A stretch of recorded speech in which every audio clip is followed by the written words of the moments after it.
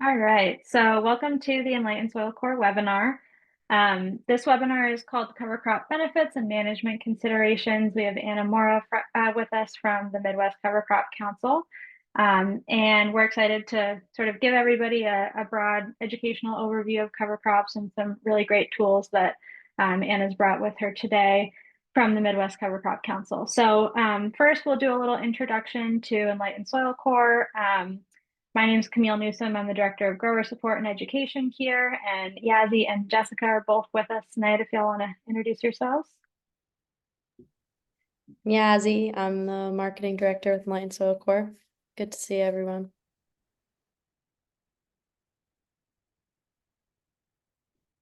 Awesome, and we have Jessica with us. She's Business Development on the West Coast. So we're going to start with just a little introduction about who we are before we jump in tonight. And okay, so our mission at Enlightened Soil Core is to empower farmers and land stewards in the effective and profitable implementation of a regenerative agriculture system. So we're committed to soil health, education, and profitability for farmers and land stewards. We're very guided by our connection to the earth and the interdependence of life. We're inspired by farmers, nature's design, and human innovation. And we as a team believe in an ecological systems approach to food sourcing that's both economical and nourishing for people and the planet. So as a company, we're very education focused and relationship based. We produce a product called N-Soil Algae, which is a living green algae biostimulant, very easy to use in all growing operations. We work with growers all over the US. We are OMRI listed in all 50 states, and we're starting some international work. N-Soil Algae does a lot of different things in the soil system, some of which are improving biodiversity, supporting soil health and soil life, improving nutritional density, and supporting stress adaptation. So we'll share some resources at the end of the webinar if you're interested in learning more about N-Soil and wanting to connect with our team. For now, I'm going to stop sharing and introduce our guest, and we will talk about cover crops.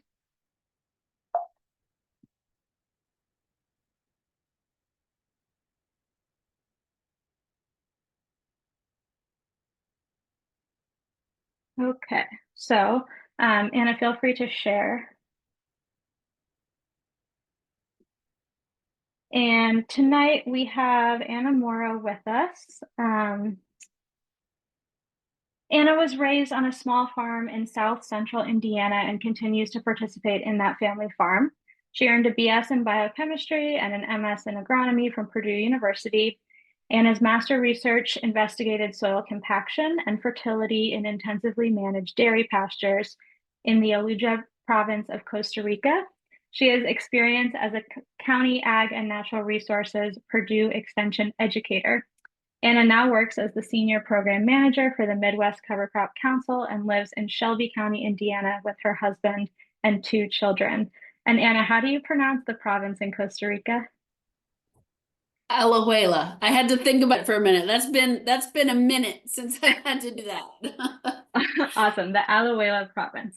So I'll turn it over to you, Anna. Okay. Yeah, thanks for having me. And thanks everybody for being on tonight. So I'm the program manager for Midwest Cover Crops Council. And I work out of an extension office for Purdue University.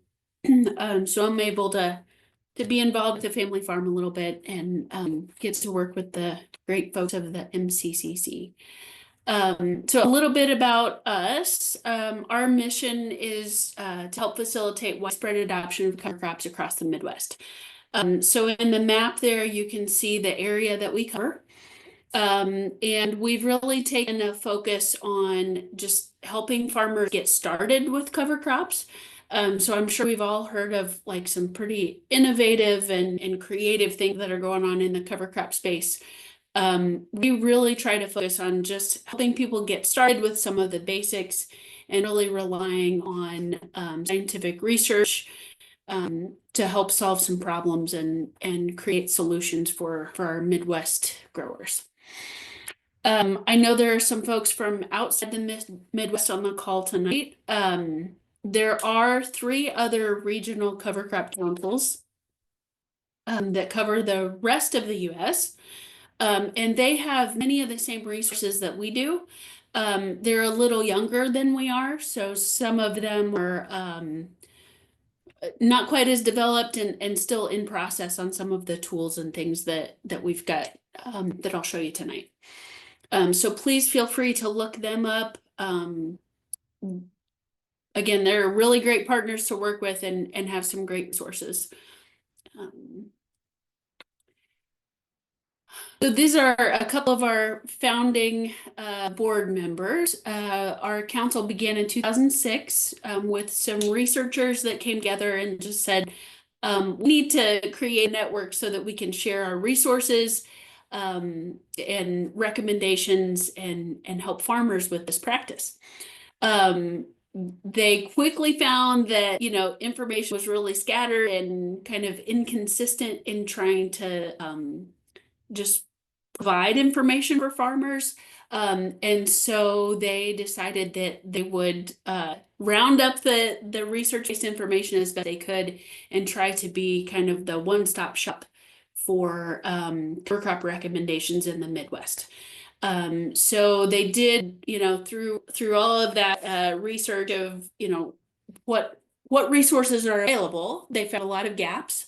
And they work to kind of fill those gaps. So we'll go over some of those tools tonight. So like I said, we really try to focus on helping farmers get started. So cover crops require a change in management. They're not just an add-on practice like putting in grass waterway or something like that. So you're going to have to evaluate your nutrient, pest, and maybe the biggest is time management, just to get all of the tasks completed to grow a successful cover crop. So my advice is to plan ahead and start small. I would much rather see a farmer just try a little bit and maybe be a little more conservative than have some issues and never go back and try cover crops again. So it's not a race, it's not a competition. I know there's a lot of excitement out there, but just making some small progress is really what we're trying to support. There's, like I said, no competition. We're all just trying to do a little better job each year and improve on our practices. And then the final thing is we really need to have a goal in mind when we're using cover crops. So each farm may be different. Each field could be different. And that's something that you'll have to determine for your practice. It could be, reducing erosion. That's a big problem that often gets overlooked. There's a lot of excitement about all the different attributes that cover crops might have. And sometimes just keeping our soil in place is a good enough goal to have in mind. We can do other things like hold soil nutrients in place, like nitrogen, or maybe even grow some nitrogen through the biomass of legumes. But we need to have a clear plan and maybe even a plan B, and work towards what our priorities and goals are for the farm. So one of the things that I recommend people getting started with are cover crop recipes. So I won't go into specific recommendations because I know we've got people from all over the country and maybe even the world on tonight. So just some very general guidelines. You can always go to our website and look for the specifics. So these cover crop recipes are intended to provide a starting point for farmers who are new to growing cover crops. So if you've been doing this for a while, this is not a resource that you're going to get a lot from. This is really just a step-by-step guide on how do you get started with a low-risk entry point. And then these were done in collaboration with partners in agency and extension. So we really try to get a diverse group of partners together to come up with the resources to make sure that we're not leaving out any soil types in your state, cropping systems, different concerns that are maybe in different production practices. So we really focus on collaboration. And these recipes are specific to your state or province and also your cropping rotation. So again, it's a very, step by step. After corn and going to soybeans, this is what we recommend you. If you go through the recipes and you're comfortable with those, you might want to check out our selector tool or decision tool. This is designed to be a learning tool, and we recognize that in the Midwest, one of the limiting factors to cover crop adoption is just, is it too late to plant whatever cover crop I'm interested in? So what we've done is we've taken 30 years of NOAA data, and that runs the background of our selector tool. So based on the county or the climate in your county, we're going to have some specific seeding date recommendations. So we can answer that question: is it too late to plant cereal rye after this harvest, or oats or radish? And then beyond that, we've got a lot more information in that tool, and it's mobile friendly. So when you go to input your all your variables into the tool, you'll select your state and county, and what that does is that kind of queues up that climate data in the background of the tool to help you with the seeding date selection. So that's the minimum that you need to put into the tool. If you're interested to learn more, there's more inputs that you can provide. But you're welcome to just put in your county and play around. So beyond location, I always recommend that you input some goals. So you can choose up to 3 in our tool, and we will rate those on a scale of 0 to 4 to help you kind of sort through what cover crop species are best in your area for, whatever, up to 3 goals that you have in mind. The cash crop section of our decision tool is really just a reminder that you have a crop growing in the field. So this doesn't take into account nutrient management or pest management, anything like that.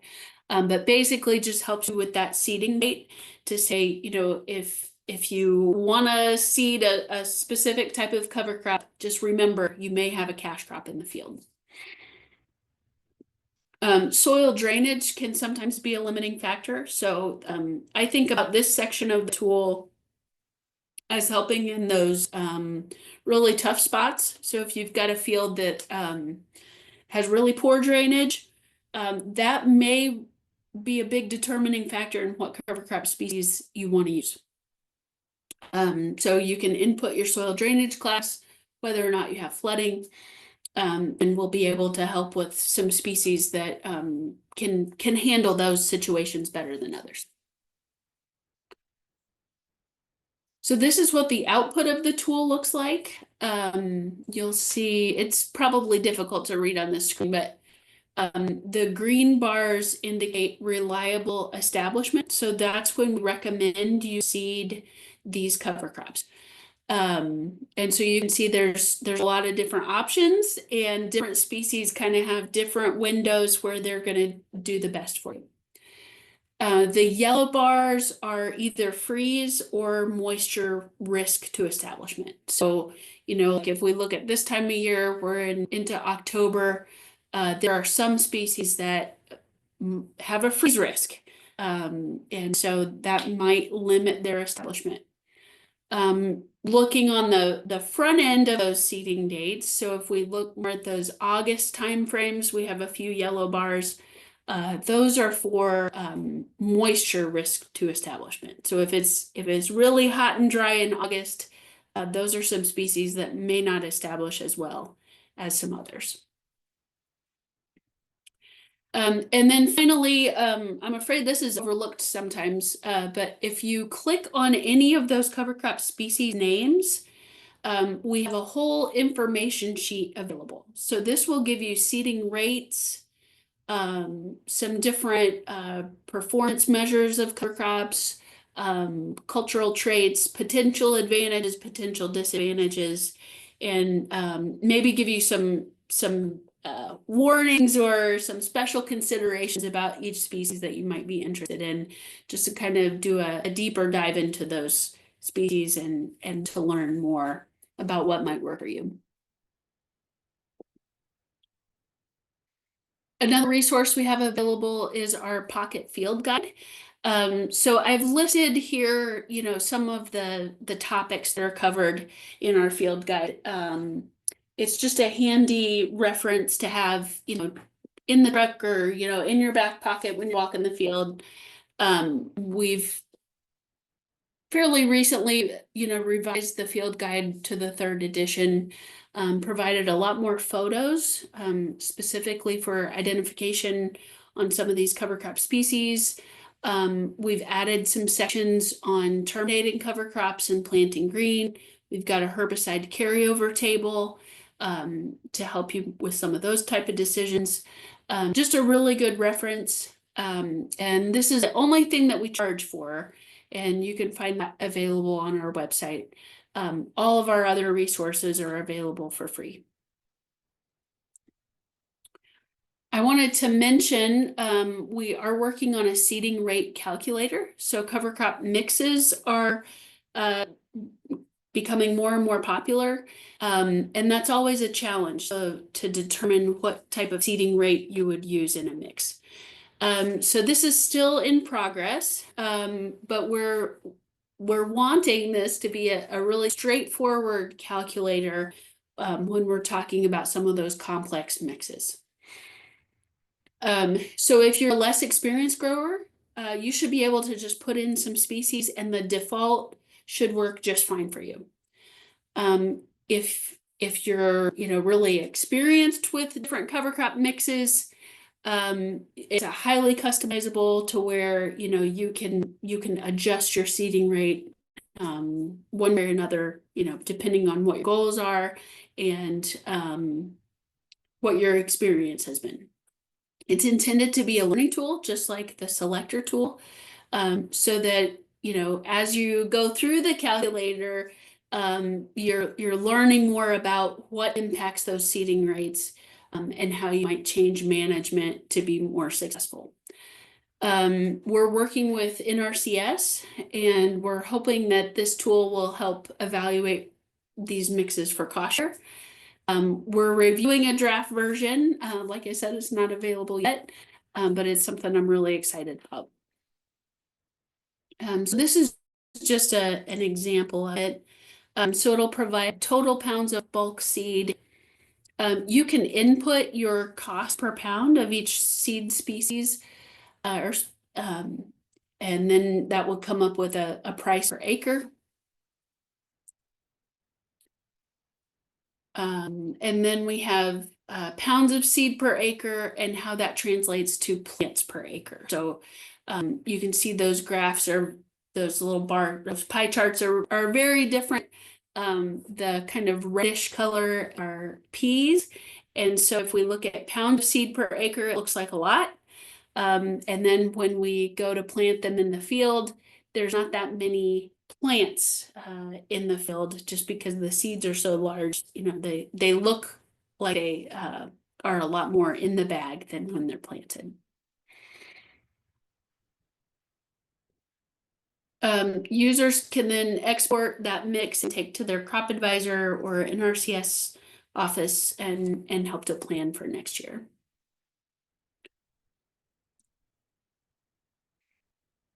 We do have some crop advisor modules. I thought I would just mention these because we have a series of videos available on our website. So you can find these on our website, or we have a YouTube channel. They're available there too.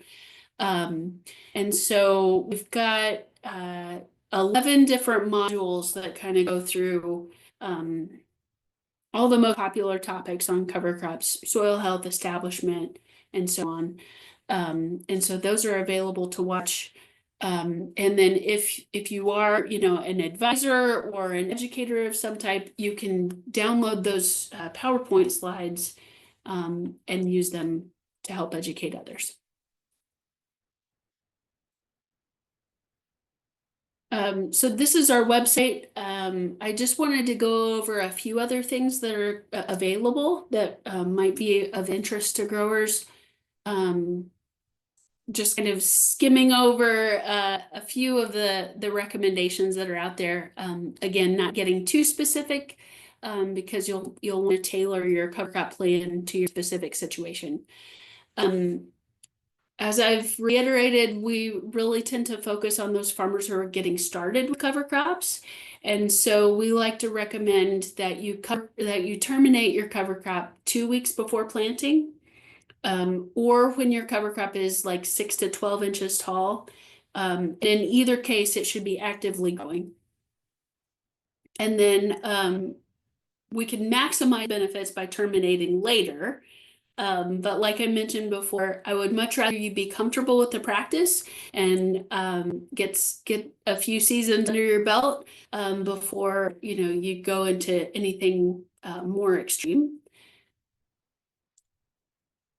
And that might be something like planting green.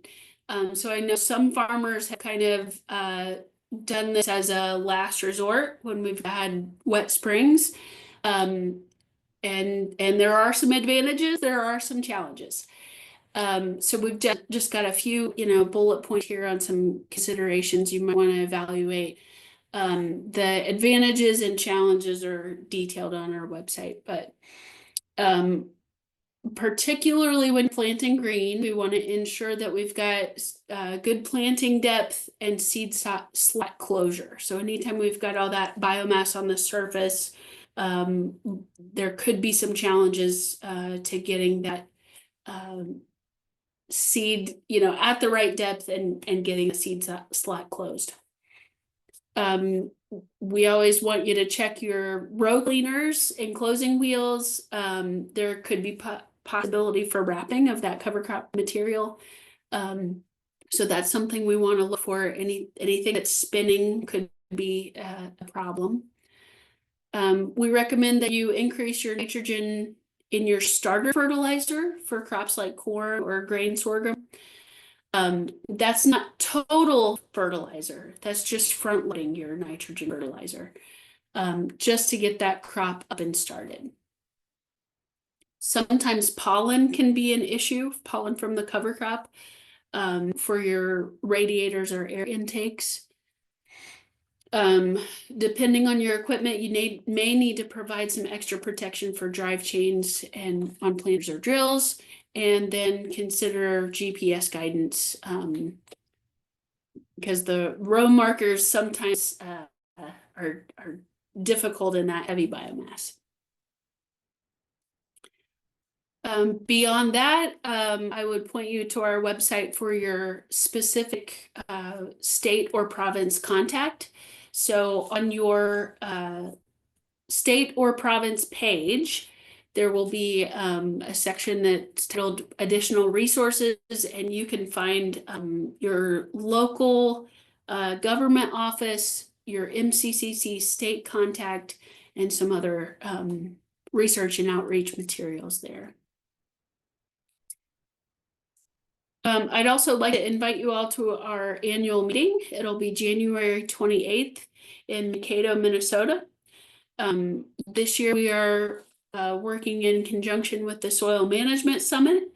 So our annual meeting will be on Tuesday, and then Wednesday, Thursday, the Soil Management Summit. So you can register for both and join us in Minnesota. We'd love to see you there. And if you like what you see, check out our website. You can join our listserv or social media, and my email's there if you have questions that come up later.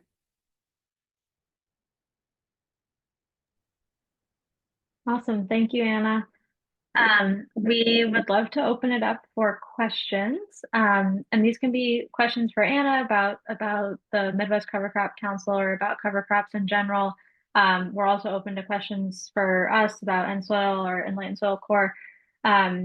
So feel free to type some things in the chat or unmute yourself. I do want to give just a brief sort of context, which I forgot to do up front, but our relationship with Anna started because I'm a farmer myself up in Michigan and reached out to Anna to connect with the Midwest Cover Crop Council and have attended some of their events. They're a really wonderful educational resource, not just in the Midwest, but across the country. As you saw, they have some really great tools. So we're really lucky to have this relationship and to continue providing education for our growers and expanding the network across the country and even internationally.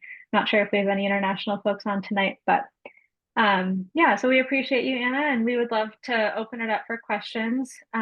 You're welcome to keep sharing or stop sharing and whatever you prefer. Does anybody have any questions for Anna or for us at this time? Awesome. So Reese says in the chat, small scale question, could a cover crop be used on a Bermuda grass for when it's dormant? There's probably something that could be done. I'm not as familiar with Bermuda grass. As long as there wasn't too much residue on the surface, there could probably be some type of dormant seeding.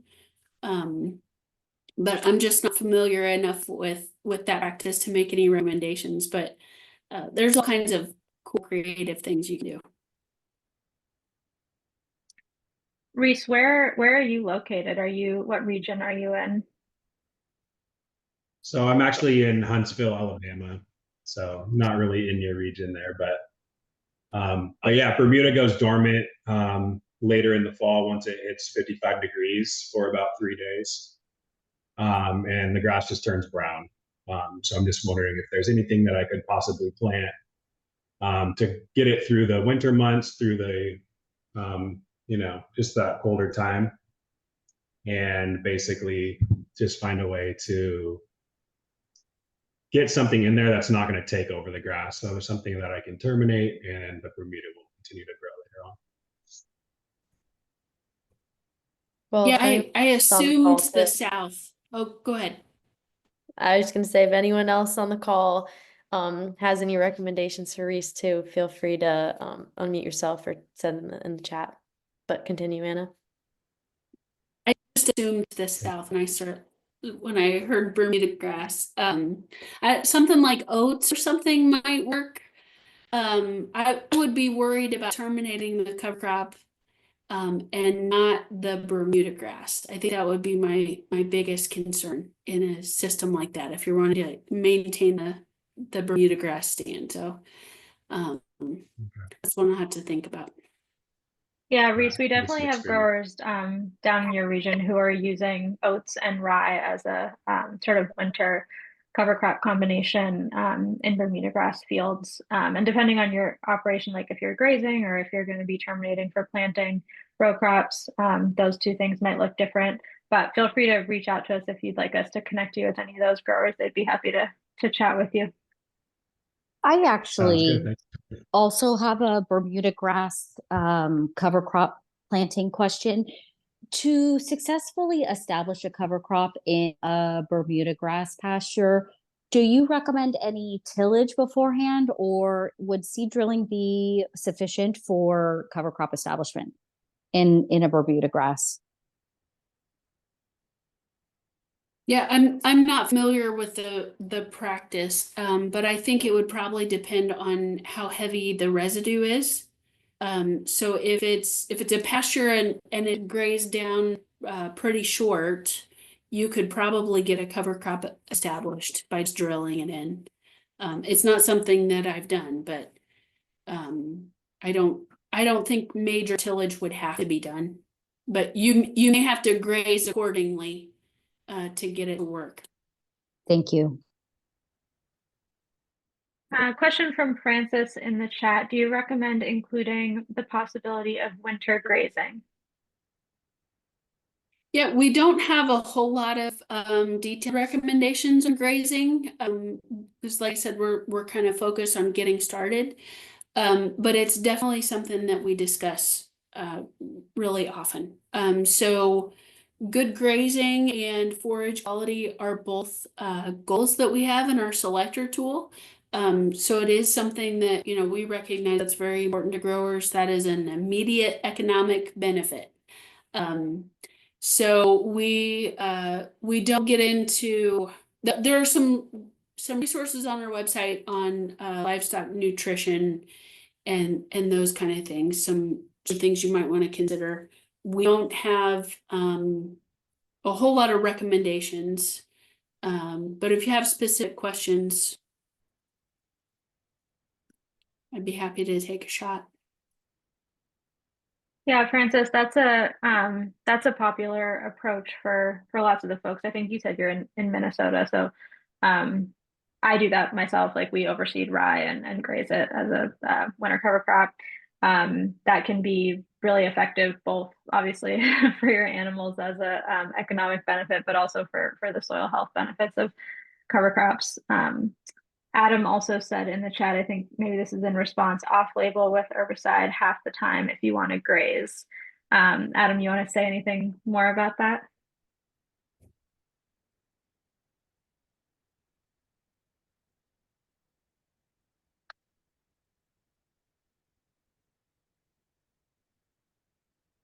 That's totally okay if not.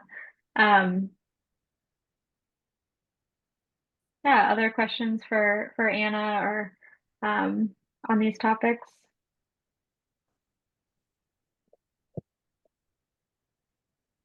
Jackie says, what do you suggest for small orchard cover crop mix that doesn't get chemically terminated? Yeah, I don't work with orchards very often. I think white clover has been one that has come up that I've heard people using. Just because you can get some varieties that don't get very tall.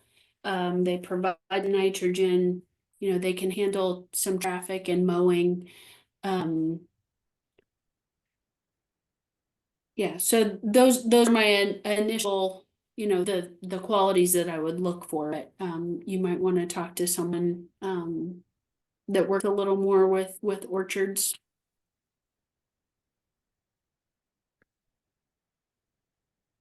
Adam clarified his comment, grazing restrictions on many labels can be 10 months after the application. Be sure to read the label. So yeah, keeping the animals healthy from that possible termination tool. Jackie, there's some resources that we could connect you with regard to smaller operations that are maybe not focused on row crops. So I can talk with you about that later.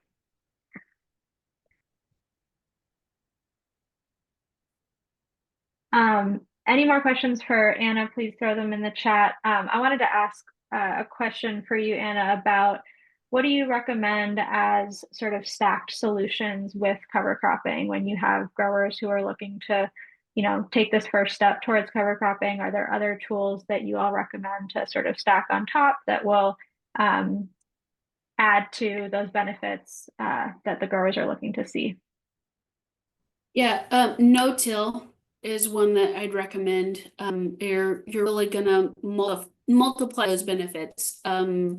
Sometimes, you know, tillage is a good tool, but when we can work around it, I think it has a lot of benefits that we can just multiply what we're doing with cover crops if we leave the soil undisturbed. So that would be my first recommendation. It's kind of hard to get tillage to fit into a cover crop system.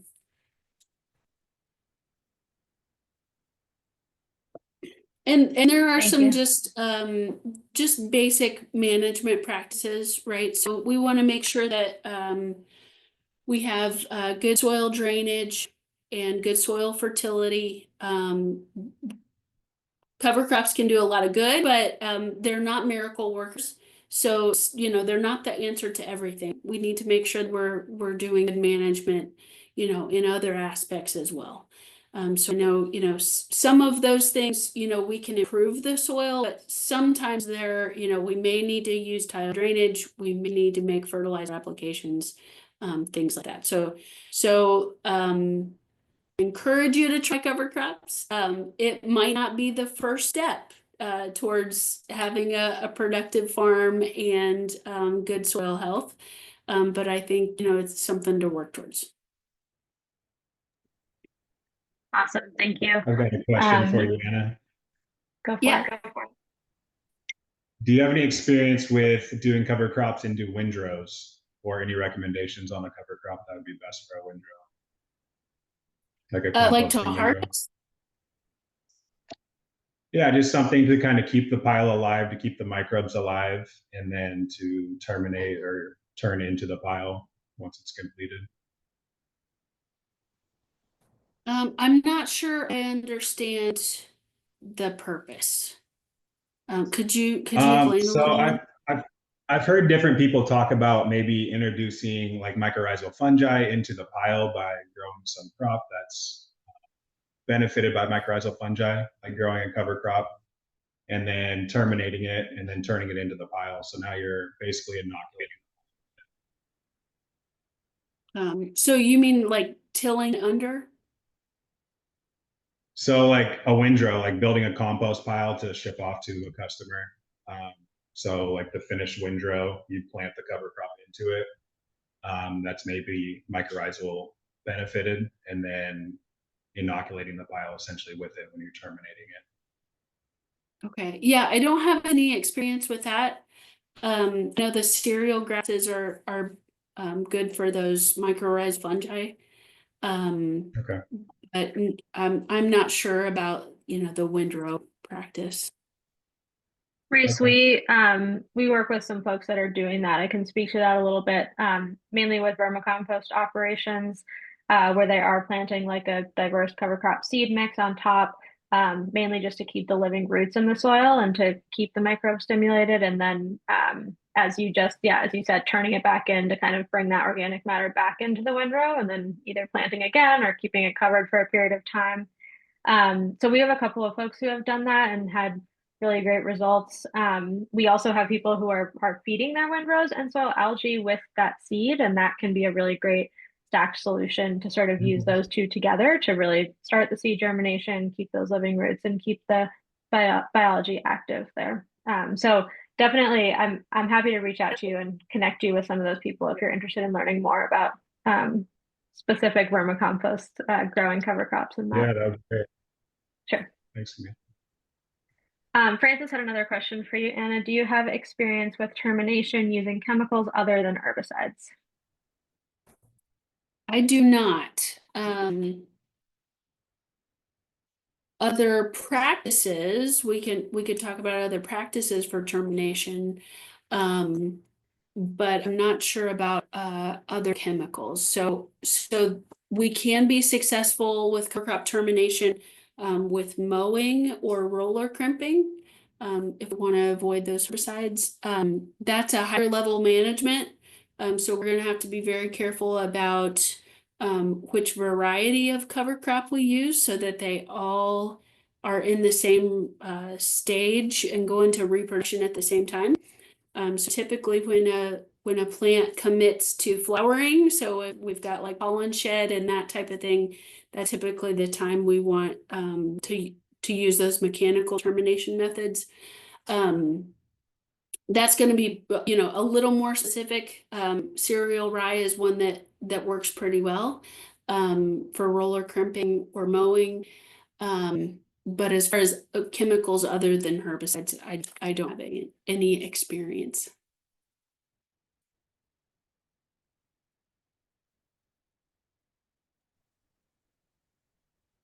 I'm not sure, Armand, I'm a little bit confused by this because it's an AI note taker, but if you're here and you're having trouble hearing us, please let us know and maybe we can help you with the audio.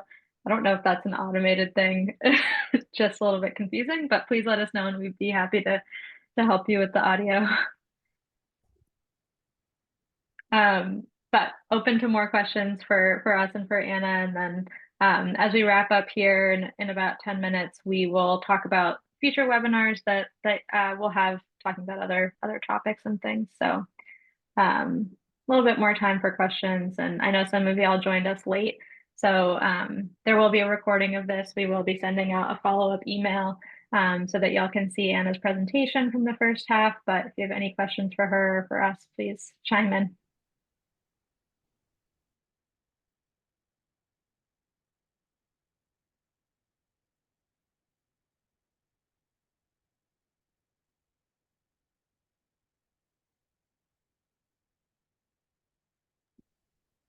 I'll bring up another topic. Francis said, is the supply of seed good? Maybe you want to elaborate a little bit on that, Francis, if you're able. I know it's really variable, and so I've not spent a whole lot of time tracking it. But I think it's better than it has been some years. Yeah, but just get your seed early is my recommendation. Find a good seed dealer and get your order in early. I'm wondering, Anna, what are your recommendations about different species in terms of like the amount of biodiversity? I know we sort of as a company are always talking to folks about improving your biodiversity as much as you can, getting as many seed varieties in as you can when you're planting cover crops. How do you all approach sort of biodiversity when it comes to seed mixes and things like that? Yeah, well, I think the most important thing to consider when you're talking about a mix of cover crops is how are you planning to manage it? So oftentimes, a very diverse mix of seed is going to require some different management strategies. So I would lean towards having maybe fewer species and a more targeted mix, so that you have a good management plan, particularly for termination. As far as I'm concerned, I think that if we're covering the different cover crop families, that's a good goal to have in mind. So if we're looking at a cover crop mix, I would recommend, if you can get a grass, a legume, and another type of broadleaf, probably a brassica, that would be a great mix. I think that those different plant types are going to provide much of the same benefit than if you had a 15-way mix. I think we can accomplish quite a bit with just a 2 or 3-way mix, and we can keep our management a lot more streamlined and have a better handle on what's going on in the field, if we have a very targeted list of species. So I've got nothing against, really large, diverse species mixes. But I would just caution, make sure you know what's out there. So did I plant this or is this a weed? And understand what all those diverse plants are gonna provide you and how you're gonna have to manage them. Some of them can be difficult to manage, and might not want to start with those. Great, thanks, Anna. That's very helpful. We get those questions a lot, so thank you for that. Arthur asked in the chat, if you terminate with glyphosate, you lose a lot of the benefit of the cover crop. So in Northeast Iowa, stick with oats and winter kill, ? Yeah. I think that's what you're comfortable with. I'm not sure, there's a lot of work to be done on some of the chemistry that we have, but I'm not sure what benefits you're losing. Particularly if you have a really large cover crop, that biomass is going to be absorbing a lot of that herbicide. But definitely if you're more comfortable with oats that winter kill, there's nothing wrong with that.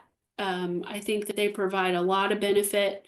The challenge is getting them seeded early enough to get enough biomass to make it worth it and to really provide benefit. So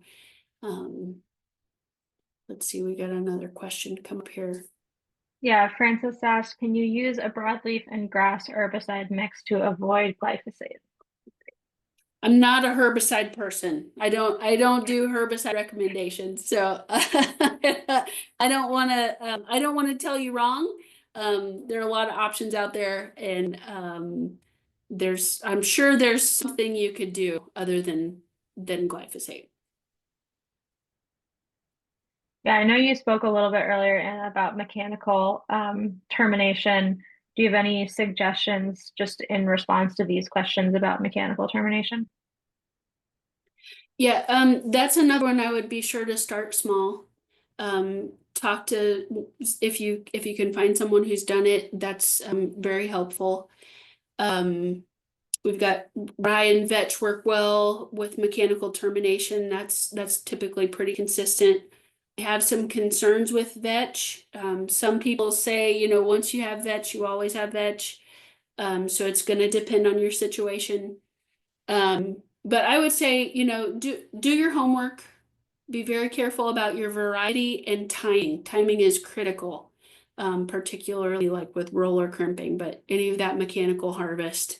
We want to work with the natural cycle of the plants. So when they're already, when they're on their way out and they're getting ready to senesce anyway, that's when we want to terminate them. And we want to do it before we have the risk of additional seed in the seed bank. So we're not creating a weed problem for later. So start small, call your extension office. We've got some roller crimping videos and things on our website too. Awesome.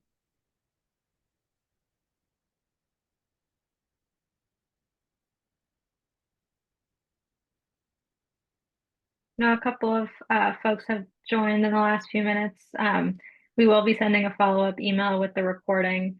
And Doug, it's great to see you on here. So you'll be able to watch Anna's presentation tomorrow.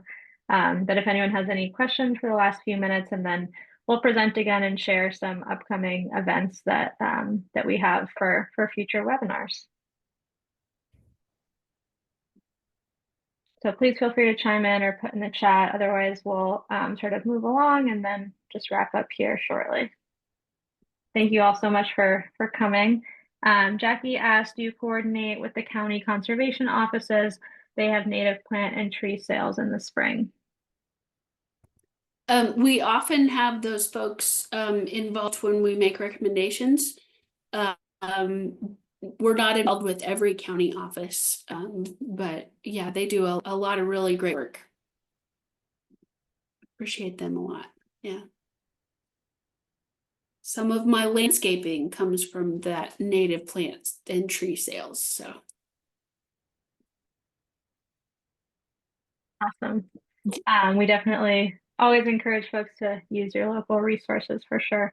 So I'm going to share our last slide here just with some events. And if you have any questions in the meantime, feel free to chime in. So we have a webinar this Thursday, October 24th at 11 a.m. This is a webinar that's hosted by Acres USA.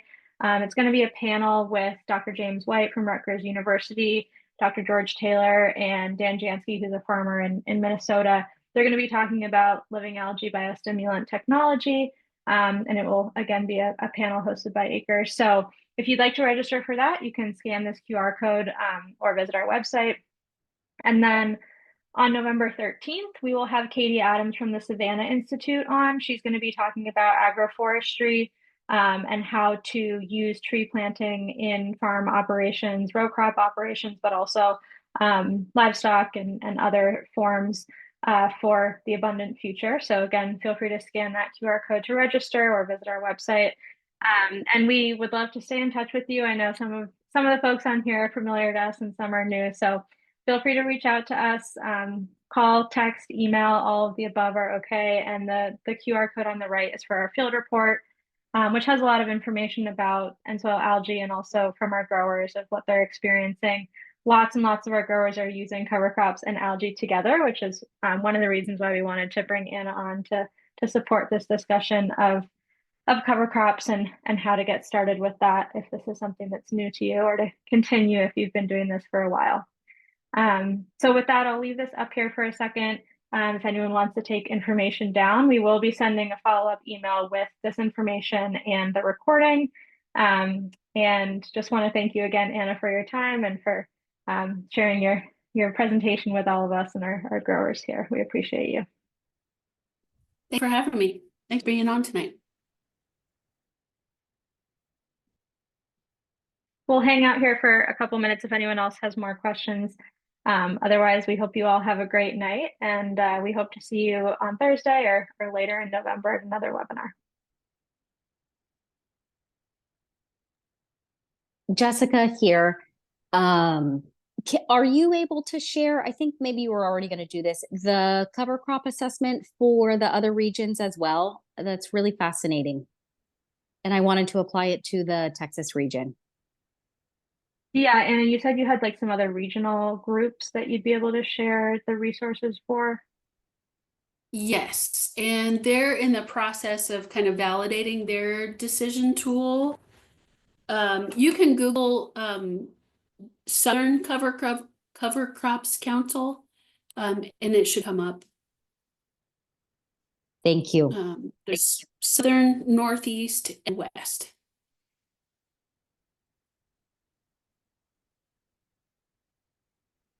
Thanks, Jessica.